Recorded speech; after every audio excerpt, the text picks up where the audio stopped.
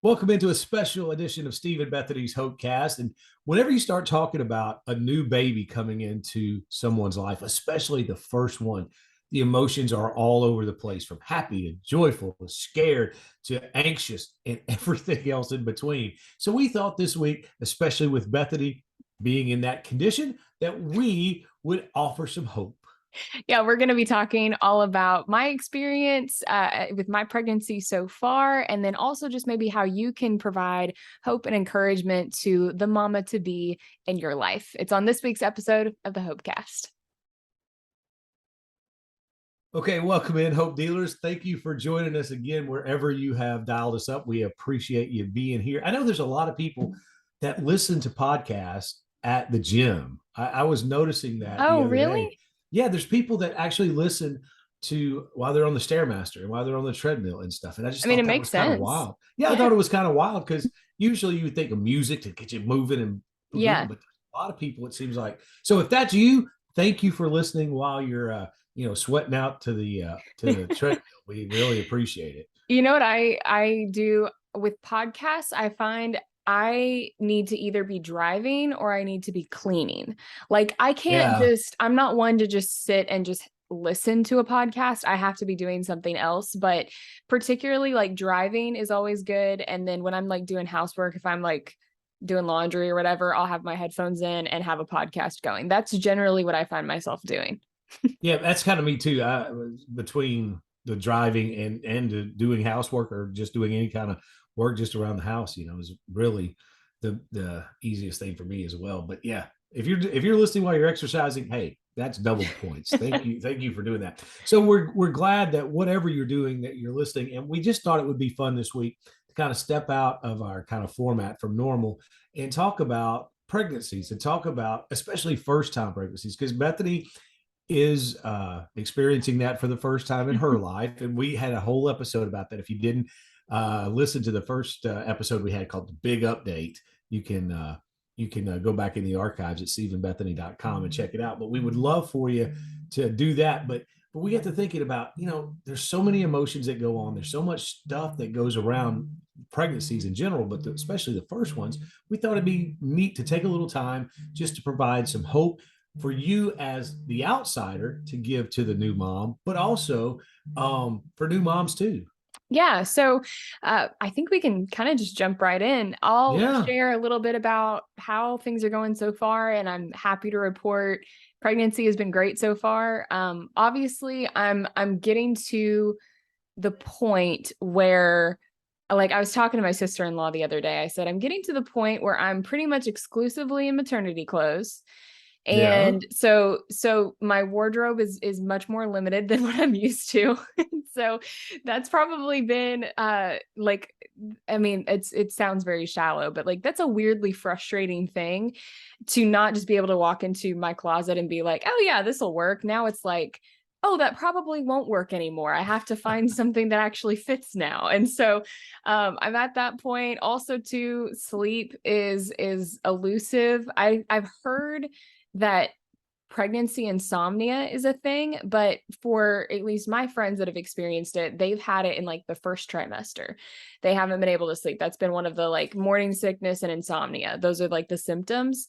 But for me, it's now been I'm in the third trimester and it's been like pretty recent where lately I haven't been able to sleep super well, and if I do I wake up and in the middle of the night and like need to rearrange all of my pillows because of course I have 1,000 pillows propping me up and keeping me all cradled and comfortable. It's a mess over here. Well, is it because you just can't sleep or is it because you just can't get comfortable? I can't get comfortable. I think that's Yeah. what it is.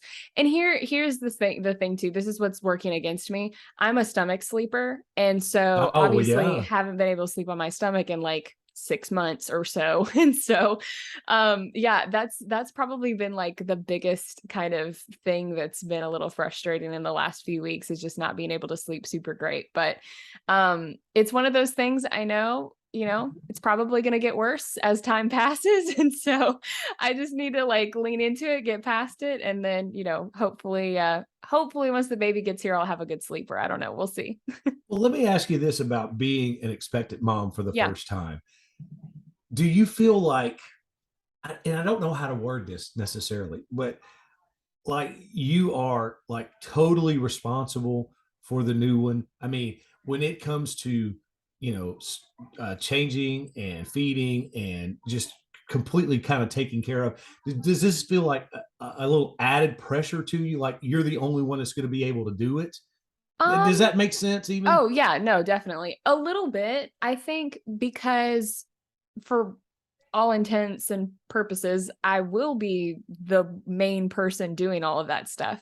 I plan on staying home. I know some ladies go back to work. I plan on staying home. And so I'll be at home with his baby for the majority of the day, and my husband is going to be working. And so I think that's definitely played in my mind quite a bit of like, okay, anytime I've interacted with a baby before, obviously, like I love babies, I love kids, but their parent has always been there where if they get a little fussy, I'm like, all right, hand them off. You handle it. Like you can take care of this.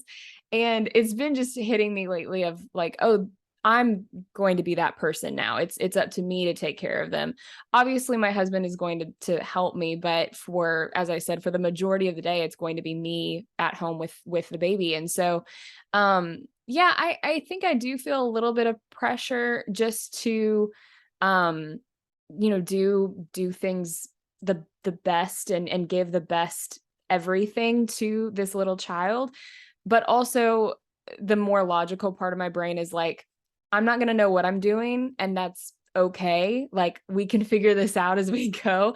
One of my friends, actually, she just had a baby, and she was telling me last night, actually, she said, being a mom is a job that requires on the job experience. Like you just kind of learn as you go. She said this is a thing that you can only prepare for so much, and there's only so much that you can know ahead of time, but a lot of times it's as you go, you're learning your kid and figuring out what works for them. It might have worked for one mom on Pinterest or on Instagram, whatever schedule or snack or sleep, trick or technique, but it might not work for your kid, and that's okay. And so just to kind of have some flexibility there and take the pressure off yourself. So that's a work in progress. I haven't mastered that by any means.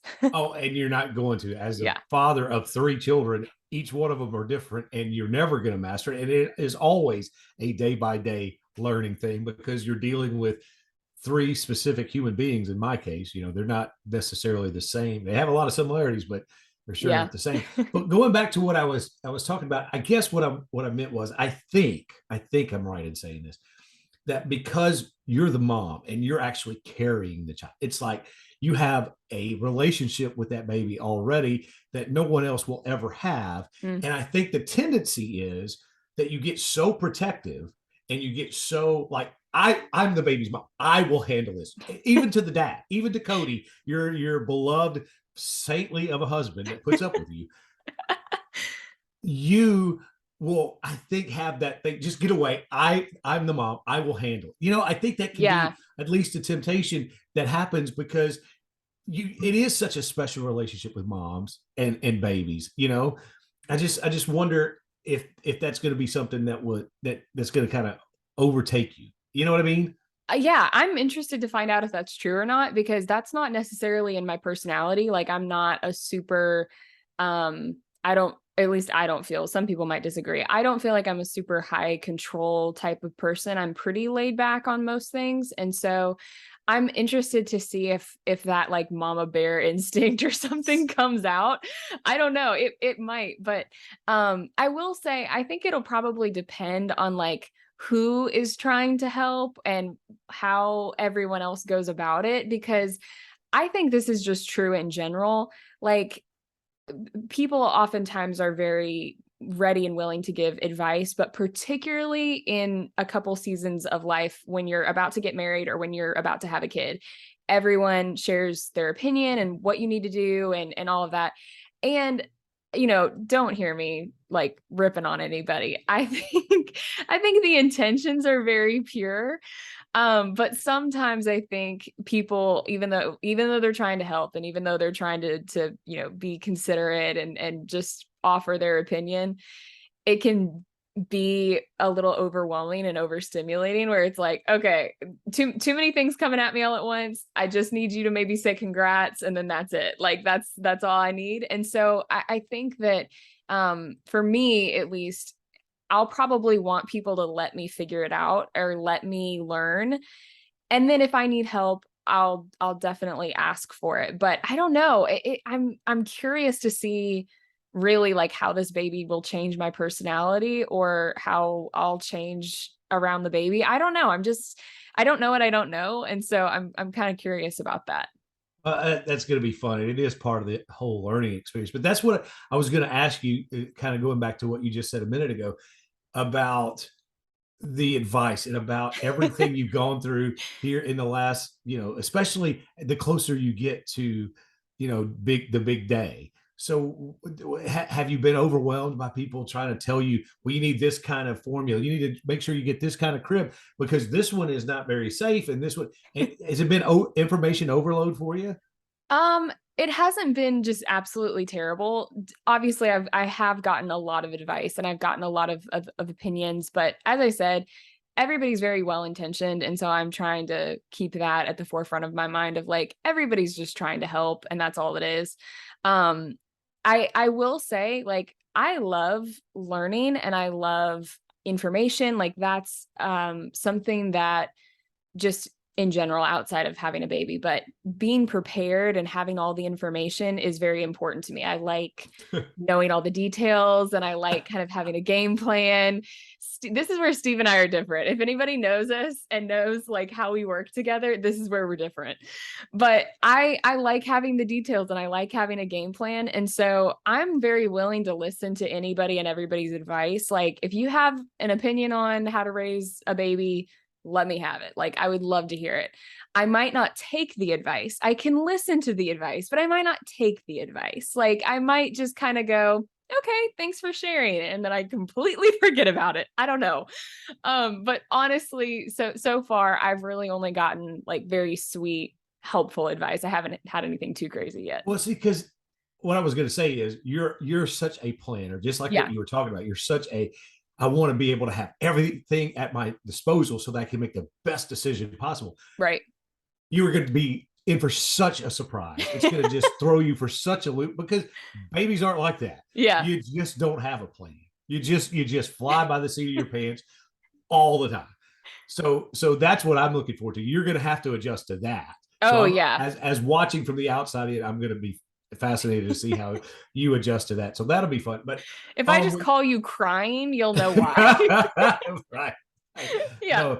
No, that's good. I mean, when you start talking about advice though, and people telling you, whether it be about, what kind of clothes to wear or what kind of food to feed the baby or when to feed the baby, table food versus, getting them off the bottle and this and that and the other, it can be difficult no matter who it is, but it can be very hard when it's like mom or mother-in-law.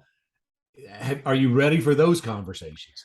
Well, I'll say all the advice I've gotten has been from other people besides my mother-in-law and besides my mom. Like the two of them I would honestly say have been like the least opinionated, because they've vocalized to me of like, you need to figure this out. This is your kid. You're going to raise it. Like you'll figure out what works for you and for your family. Like the schedule between you and Cody, you'll figure all that out. You don't need us to add our opinion into the mix. So that's really been something that I've appreciated. And they've both made it very clear of like, if you want to hear what we have to say, or if you want to hear any advice, we'll share it, but we're not going to, like, it's their grandkid, it's not their kid. And they've made Right. that distinction very clear. Like their role is to spoil the mess out of this baby, and that's it. And so I've really appreciated that, because I think they're the two people that I probably will go to more than anyone else for advice. But they haven't just like overshared, which is really nice. Like that's, I think if any moms or, grandmas are listening, I think that's a really good balance, is making it clear I have thoughts and opinions, and if you want me to share those with you, I totally will, but also like you're not obligated to hear what I have to say. And that's just like it's a really nice healthy balance. I've appreciated it. And it's a hard line to walk because I'm not quite there yet. I'm not into the grandfather mode yet. I will be probably sooner than later with my oldest getting married in November. But because I can tell you what they're seeing. They're having to bite their tongue almost out of their mouth because they're seeing you, their baby, about to raise a baby themselves. You don't know what you're doing. You're the baby, Yeah. and it's like that's got to be the hardest thing because they see you as still their child, and now you're trying to raise a baby all by yourself. So yeah, they're doing a fabulous job being able to bite their tongue like that. That's great, and I'm so thankful that you have a support system like that, because so many people don't. And we wanted to touch on some of that as we move through the next little part of today's episode, because we know sometimes pregnancies aren't as easy and as fun as Bethany's has been, and the main reason for that is because Bethany has an amazing support system around her. She's got tons of great family and friends that are all right there for her, and I know that's just not the case with others that may be listening, or maybe people in your life that are kind of feeling that way. So we're going to talk about that and how to relate to those people, what kind of hope you can give to them as they're going through here in just a second. But first, we want to stop quickly and just tell you about StephenBethany.com. We, as we get ready for the big day for Bethany's first one to arrive, we're going to be taking some time off soon, but we're going to have updates for you throughout, and we're going to have video messages, and we're going to have of course, our archives there and our social channels, everything. Stephen Bethany is there at our website, StephenBethany.com. So we would love for you to check it out if you already have it. And then, of course, Bethany, word of mouth is always the best form of advertising. Yeah, we're so thankful for how many people have shared this podcast with their friends and told others about it. But you're right. If you maybe haven't shared it with somebody that would be encouraged by either what we're talking about today or what we've talked about in previous episodes, we would definitely appreciate it. And I think everybody listening should maybe take my maternity leave as like a chance to get caught up on episodes that they haven't listened to. If you got behind or if you missed a couple episodes, take this chance that we're going to be having in the fall, just to have a little bit of a break to go and get caught up. And then, as Steve was saying, follow us on social media and just be sure to connect with us there. All the links are down in the show notes. Absolutely. Now, before we do wrap up, we've kind of gone through Bethany's part, and that's always been the happy part. But I can't get it out of my mind that when we start talking about pregnancies and first time pregnancies, that not everybody has it as good as you do, and has had it as good as I have in the 20 years that I've been a parent, right? So we want to bring a little hope, bring a little encouragement for that. So if there's someone in your life that's going through a pregnancy that's maybe scary, maybe she doesn't have the best support system, we just want to give you some opportunities to, or some tips, I guess is probably the best way to say it, to reach out to them, right? Mm-hmm. Well, yeah, I'm definitely thankful that so far my pregnancy has been pretty uneventful. It's been a healthy baby so far, and I'm thankful for that. And I know that I think of people in my own life that have either struggled with infertility or have had miscarriages or have had both. And I obviously can't completely understand what that feeling is like and what that pain is like, what they've experienced, but I can sit with them in it. And I think that would probably be the biggest thing, is if you know somebody that's struggled to get pregnant or struggled to carry a pregnancy, or honestly, if they're pregnant and it's just been a really hard experience and it maybe hasn't been super easy, or just physically it's just been rough. I think the best thing that any of us could do as a friend or as a sister, or whatever the relationship there might be, would just be to sit with those people and to empathize and understand where they're coming from. I think listening to them and saying, maybe I can't completely relate to you, but I'm going to be a friend, and if you need me to drop off dinner for you one night, or if you need me to pick up a coffee for you just to brighten your day up, I'm here and I'm going to do that. Because I think sometimes the right thing to say is just nothing. Like Yeah. our words maybe don't completely cover it, or maybe we just don't even have the words to say. And one friend I can think of in particular, her and her husband have walked through infertility for a long time and have just dealt with that. And she was saying that people tend to say the wrong thing. They mean well, but they end up saying something wrong.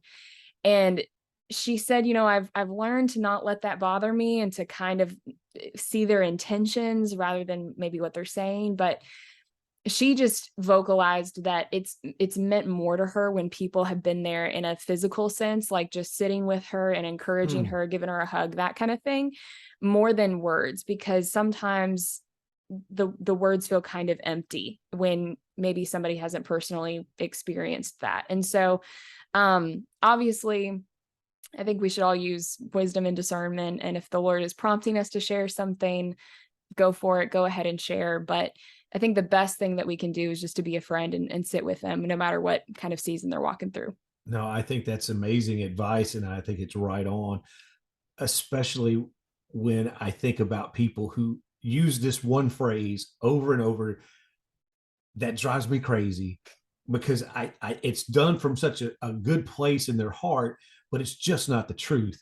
And that phrase is, everything's going to be okay. Mm.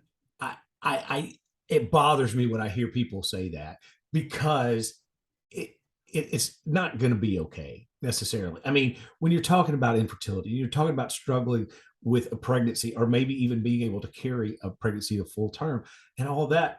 Is it, in the grand scheme of things, is it going to be okay? He has got to have you and have the situation. Of course he does. But those words, it's just, you use the perfect term, just rings hollow. Mm. It's not something that those people want to hear at that point in time, or need to hear at that point in time. I think you are so right on when you say just being there, because especially as a man, obviously I can't identify at all with what losing a pregnancy or having struggles with infertility really is like for a lady. But I can be there and just kind of listen. I can be Mm-hmm. there. And I think your key about prompting, man, when you think about, bringing them a coffee, maybe don't ask, just do it. Yeah. Dinner, just do it.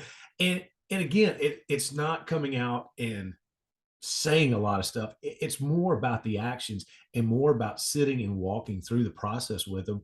I think will mean so much more to them than anybody that comes along and tries to say, well, this is God's plan, or this is, going to be okay. God's, I mean, all of that's true. I'm not trying to say it's not. I'm just saying it's just may not be the right time, or I'm pretty well convinced that it's not the right time. Yeah. I think just in the moment, you having some wisdom of, yes, it's true. God is always sovereign. God is always good, even if the Yeah. circumstances aren't good.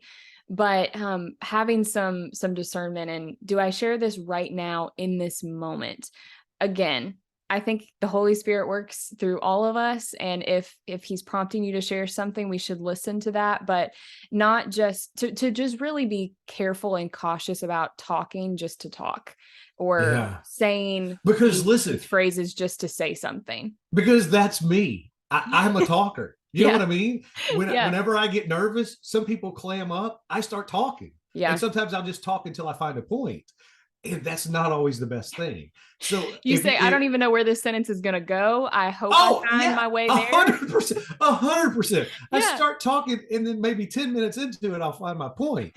You know, it's one of those things. So if that's Right. you, please try to have that discernment. Try to, ask God, please don't let me say anything that will Yeah. mess it up. Now, the one thing I do want to cover before we wrap up here today is if you yourself are going through this, Mm. man, first of all, we love you. I Mm. mean, I don't know what else to say. If it's hard, and maybe you don't have that support system, and you find yourself in the middle of a pregnancy, and boy, you just don't know from day to day. I just want you to know that we're going to pray for you. I mean, we don't know your name, we don't know your situation really, we don't know where you are, but I promise Bethany and I will be praying for you. And I think, Bethany, if you had any kind of words of hope for a person going through that, what would you say? Man, again, I would say I'm sorry that this is something that you're walking through. I can't personally understand that pain, or that struggle, but it's something that I can I can only understand to a certain point, and I can empathize, and I can have hurt in my heart on your behalf. And so I would say, just first and foremost, I'm sorry if you're that's what you're walking through. But also, I would encourage you not to isolate yourself. I've Mm, known multiple women that have gone through miscarriages and infertility, as I mentioned earlier, and people close to me, and people that I consider close friends. And so um, I think that the only thing really that you can do is to try and remind yourself, first of all, that you're not alone. Um, you haven't been abandoned by God. He's not left your side even in the middle of a really painful situation. But also knowing that you're not the only woman to ever go through this. And I don't say that to diminish the pain or to diminish the experience, but just to bring comfort in that there's a lot of women out there that can understand what you're going through and can fully understand that pain and that loss. And so to hopefully seek out community, maybe it's from your church, or maybe it's from even people within your own family that have gone through something similar, turning to those people that you can trust, people that you can open up to, and people that will support you in a way that maybe somebody like me that hasn't gone through it can't.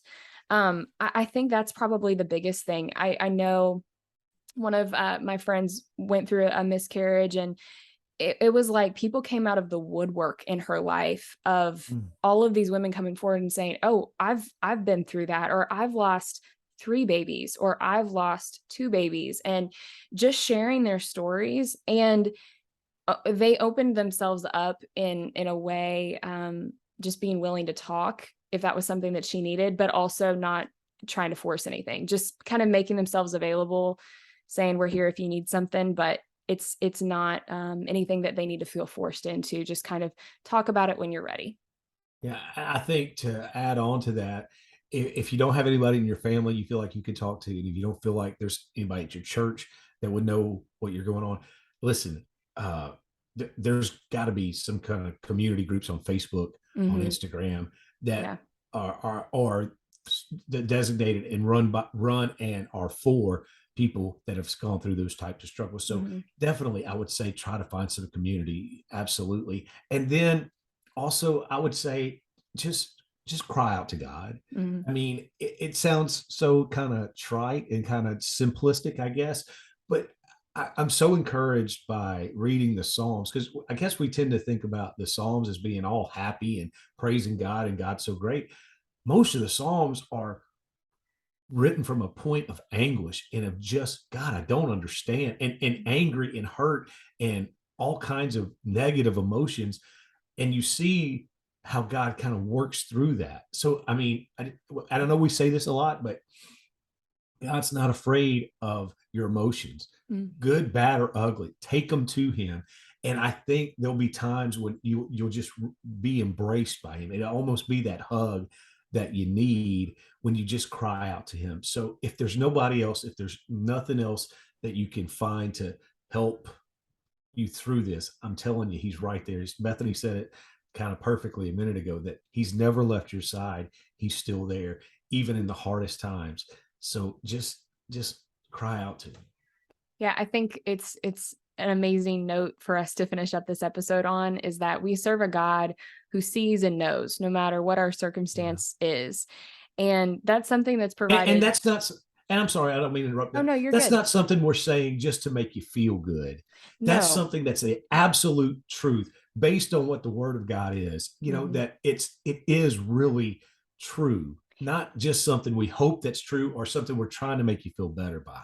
I think it reminded me actually of a sermon that I heard recently, that the pastor was talking about how our God is so big and so incredible and so powerful that he made everything that we see. He made heaven and earth, but yet he's so personal and so small, quote unquote, as in he's with us, he's next to us, where he knows all of our struggles, he knows all of our pain and all of our circumstances. And even if you're maybe walking through a situation that isn't good, or you're walking through a moment of uncertainty or pain or frustration, or maybe, things are great and you are doing good and life is good, no matter what your life looks like right now, God knows about all of it. And I think we can Mm. find just some amazing comfort in that he is this big and powerful God, but he also is so deeply personal and knows us inside and out because he created us. And so we can rest in that and rely on him every single day, no matter what our circumstances look like, which is easier said than done. But I think that's a journey that we're all on for sure. Oh, there's no doubt. So if this episode has been encouragement to you, maybe even this little much, please share it with somebody who may be going through something, especially if it's pregnancy related, whether it's infertility, whether it's loss of pregnancy, whether it's, just a hard pregnancy and no support system. If it's brought you any kind of encouragement or hope, we would love for you to share it, just to be able to get this into their ears, to be able to make sure that they know they're not alone. So thank you so much for listening this week. We really can't thank you enough. And just being here every single week and making us a part of your routine, it's just amazing. We're so thankful for you listening every day, every week. And what's really cool too, this is a little aside, but what's cool is that, I get to share this season of life with all of you listening. And I think that's just really special and really cool. And you guys have all just been really sweet and encouraging. And so, yeah, we might have to turn this into like a little mini series, little bump dates every now Yeah. and then. We'll do it. Bump, bump dates. There you go. I love Yeah. that. That's exactly what we should call it. All right. Well, thank you again, everybody, for listening. Hope you have a tremendous rest of your day, and join us again next week. We'll talk to you all later. Good night, Olive Branch.